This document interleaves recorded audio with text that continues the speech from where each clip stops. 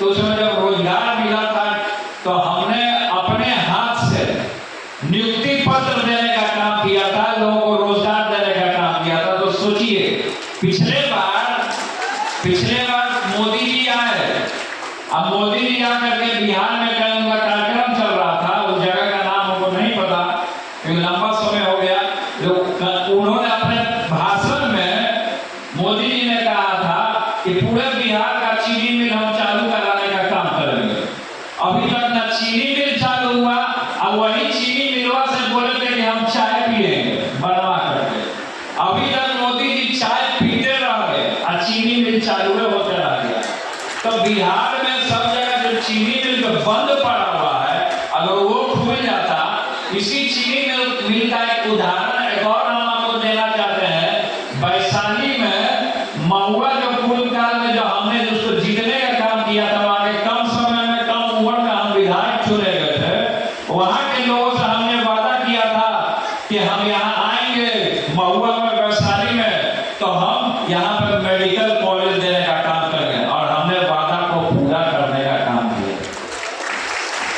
आज medical college Vaishali में, महुआ में, छतवाड़ा जो जगह है वहां बनकर रेडी है। तो सोचिए कि जब वो मेडिकल कॉलेज संचालित होगा, जब मेडिकल कॉलेज बन गया और जब चलने लगेगा, तो सोचिए वहां एक एक लोगों को रोजगार मिलेगा कि नहीं मिलेगा? सब लोगों को रोजगार मिलेगा। सभी युवाओं को जो उसमें प्रैक्टिस करेगा, जो पढ़ाई करेगा, जो टीचर होगा, प्रोफेसर होगा, तो उसको रोजगार मिला कि नहीं मिला? तो इसी तरीके से तो मोदी जी ने कहा कि चीनी मिल चालू होगा, लेकिन चीनी मिल चालू नहीं था। मोदी जी आते हैं, अमित शाह जी आते हैं, अपना चेहरा चमकाते हैं और फिर हेलीकॉप्टर में उड़ जाते हैं। लेकिन सब योजना जो बोलते हैं कि हम धरातल पे देने का काम करें, वो धरातल पे नहीं, उनका जितना योजना है कागज में और सोशल मीडिया में और बैनर में और पोस्टर में दिखाई देता है, लेकिन धरातल पर कुछ नहीं दिखाई देता। आए दिन बिहार में अत्याचार हो रहा है, पूरे तरीके से हत्या हो गया, बलात्कार हो रहा है।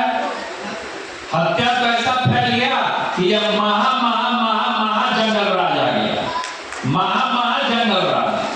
अभी देख लीजिए कि अस्पताल में घुस करके, पारस अस्पताल में घुस करके गोली चलाती है,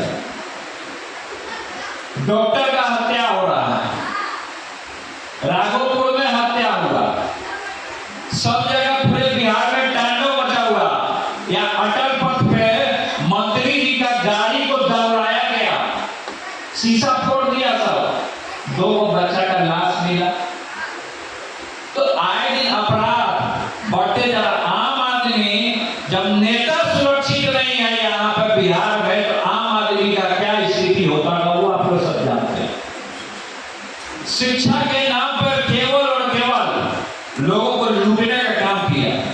शिक्षा के लोग आंदोलन किए यहाँ पे गर्दनी बाग में, जो शिक्षक लोग पहले से पढ़ा रहे थे उनको परमानेंट भी नहीं किया, कॉन्ट्रैक्ट पर लोग रख देता है। अरे कॉन्ट्रैक्ट पर क्यों रखते हो? मतलब 1 महीना काम करवाए और 2 महीना काम करवाए और फिर उसको बोलता छुट्टी कर दिया। तो शिक्षा की स्थिति जो है वो कोमा में जा चुका है, खासकर बिहार का। इसलिए हमको जनता का प्रेम जो मिला, आशीर्वाद मिला और भगवान का ऐसा कृपा मिला कि हमको हमारा जो पार्टी का सिंबल है वो ब्लैक बोर्ड मिल गया। ब्लैक बोर्ड ही सबको शिक्षित करता है। आप जब बच्चा होता है, जब वो बच्चा बड़ा होने लगता है तो स्कूल में जाता है तो टीचर उसको ब्लैक बोर्ड पर पढ़ाती है, पढ़ाता है कि आप लोग जितने लोग हैं, हम लोग जितने लोग यहाँ पे सब ब्लैक बोर्ड पर पढ़े कि नहीं पढ़े? हाथ उठाइए तो सब लोग ब्लैक बोर्ड में पढ़े कि नहीं पढ़े? क्या मीडिया के लोग ब्लैक बोर्ड पर नहीं पढ़े हैं? पढ़े हैं सब लोग, मीडिया सब लोग पढ़े हैं ब्लैक बोर्ड पे। तो इसीलिए शिक्षा को हम लोग को आगे बढ़ाने का काम करना है। और जिस तरीके से दुर्गति जो शिक्षा की हुई है खासकर बिहार में, आप कहीं शिक्षा के नाम पे गांव में चले जाइए, जो सरकारी स्कूल है उस सरकारी स्कूल का स्थिति देख लीजिए। बाढ़ आ जाता है, पानी रह जाता है स्कूल में, बिल्डिंग जर्जर स्थिति बना, बिल्डिंग नहीं बना है सही तरीके से। नल जल योजना में स्कूल में पानी आइए नहीं रहा। मिड डे मील पे खिचड़ी में मिड डे मील पे छिपकली मरी हुई मिलती है। तो पूरे तरीके से शिक्षा को चौपट करने का काम किया है। अब देखिएगा कि गांव में जो स्कूल है, सरकारी स्कूल में सब बच्चा सब खेल रहा है, टीचर क्या कर रहा, सो रहा है। ये शिक्षा हो रहा है बिहार का।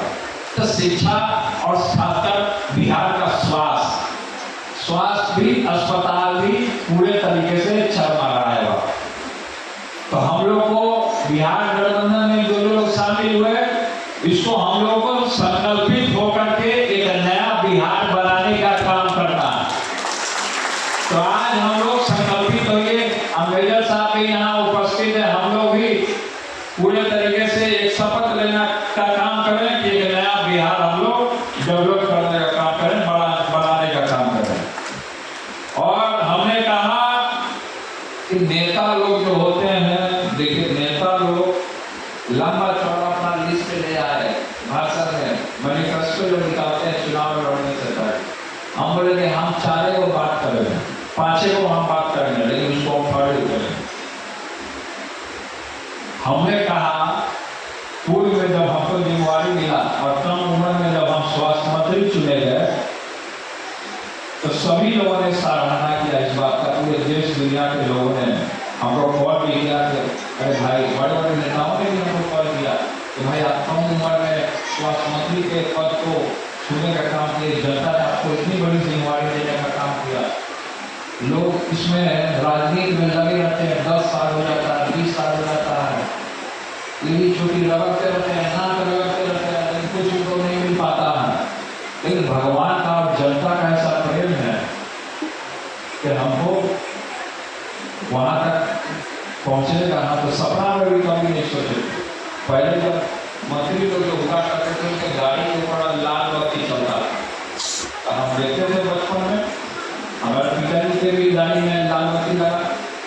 अब लाल बत्ती गाड़ी में बढ़ने में बड़ी मजा आता होगा, सब बैठ के लोग जाता है। उसमें हम बच्चे थे तो हम सोचते थे कि लाल बत्ती गाड़ी में भाई नेता नहीं जा रहे हैं।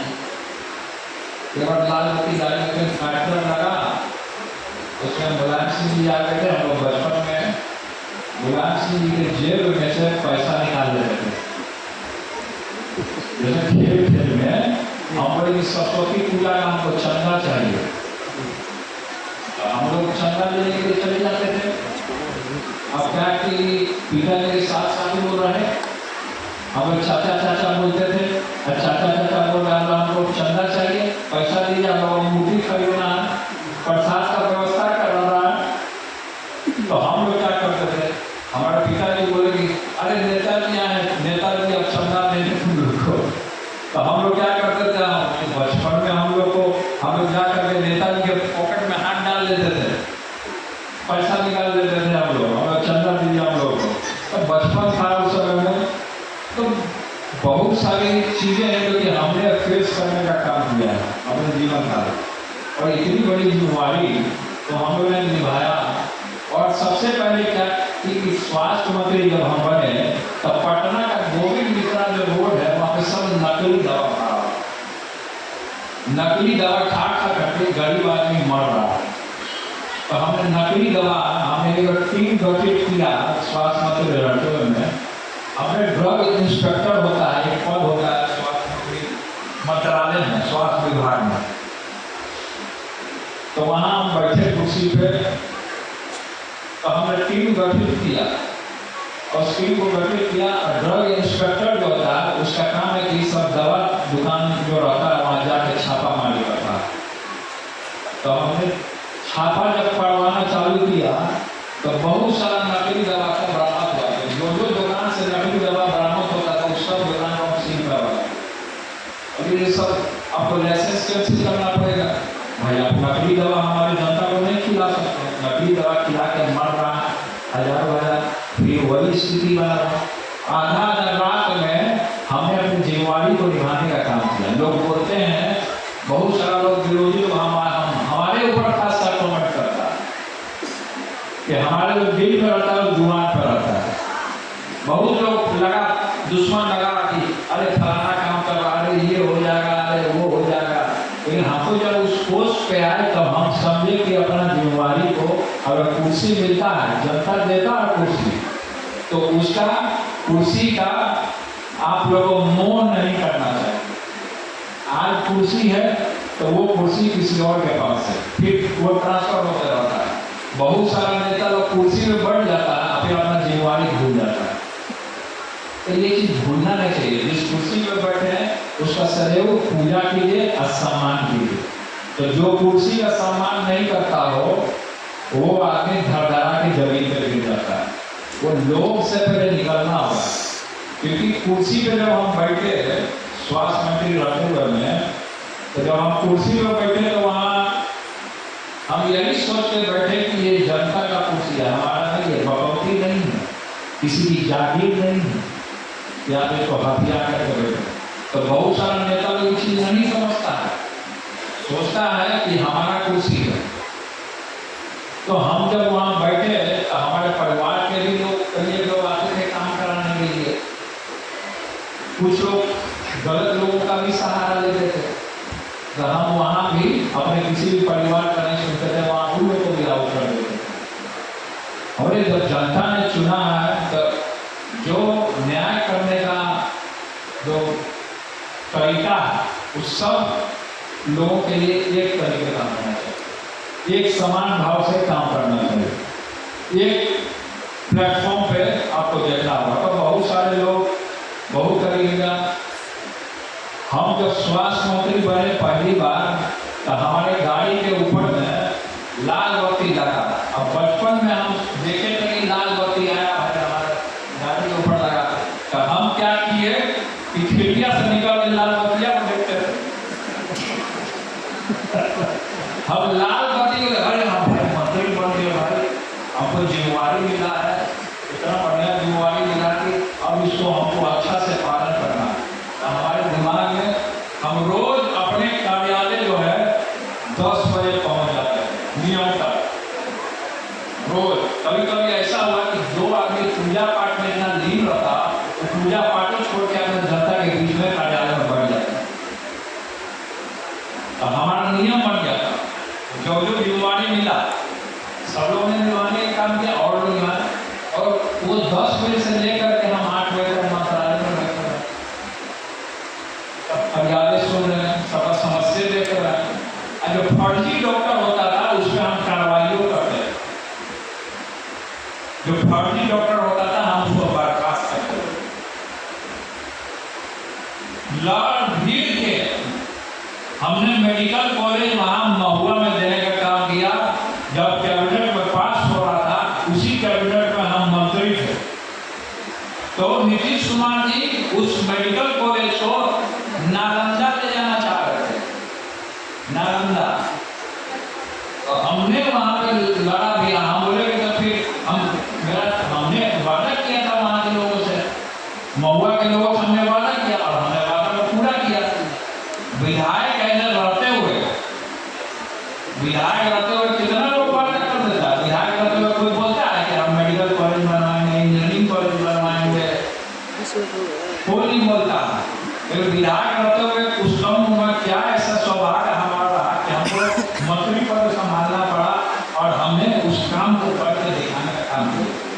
तो सभी लोगों में, सभी नेताओं को और सभी नौजवानों को आज महापुरुषों का जब जीवनी आप पढ़िएगा तो उसमें बहुत सारा है कि अपने जीवन किसी तो बड़े बड़े राजेंद्र प्रसाद क्या वो बहुत पैसा लेकर के प्रधान वो बने थे। उनका जब आप जीवनी पढ़िएगा तो उस समय क्या स्थिति थी, आजादी के समय में क्या स्थिति थी, क्या गरीबी था। गरीबी से भी लोग उठ करके आए नेता लोग, बड़े बड़े महापुरुष हुए बिहार में, आप पूरे भारत में।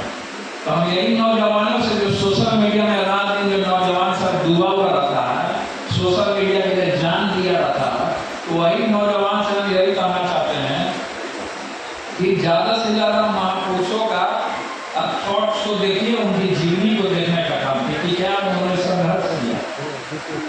हमारे पिताजी का उदाहरण आप ले सकते हैं, आदरणीय श्री लालू प्रसाद यादव जी का आप उदाहरण ले सकते हैं।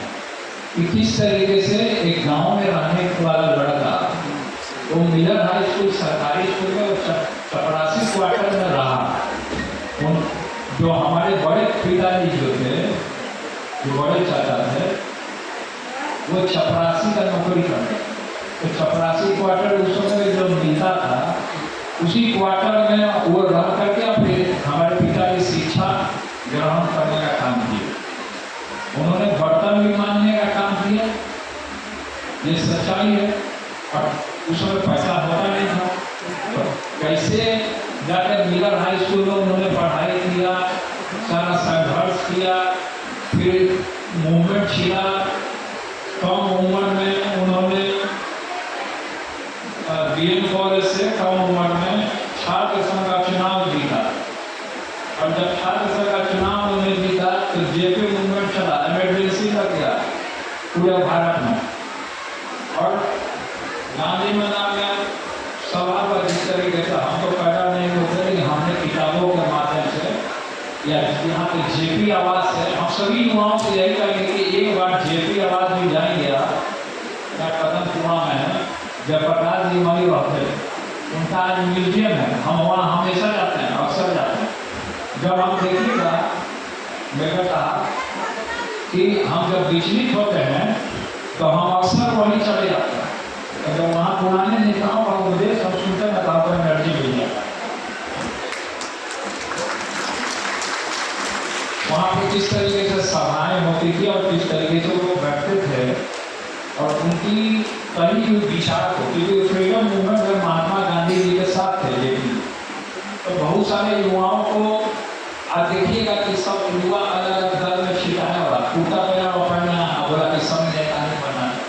लेकिन हमको विचार को पब्लिक के बीच में रखना होगा। उनकी विचार क्या है? अरे हमारा मिशन क्या है? हम मिशन नहीं जान रहे, सामाजिक न्याय के बारे में नहीं जान रहे, सच्चे समाजवाद के बारे में हम नहीं जान रहे, और सीधे चाहता क्या है कि हमको टिकट चाहिए, चुनाव में लड़ना है। अरे जनता का क्या समस्या है? तुम समस्या देखे हो, जनता दरबार लगाए हो, जनता के लिए कोई भी आवाज उठाने का काम किए हो?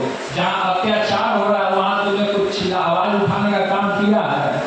तो बहुत सारे लोग के मन में रहता है कि भाई हम नेता बन जाए, अच्छी बात है। हमने कल बख्तियारपुर में जो हमारा प्रोग्राम हुआ तो हजारों हजार हम नहीं जानते थे कि इतना भीड़ आएगा।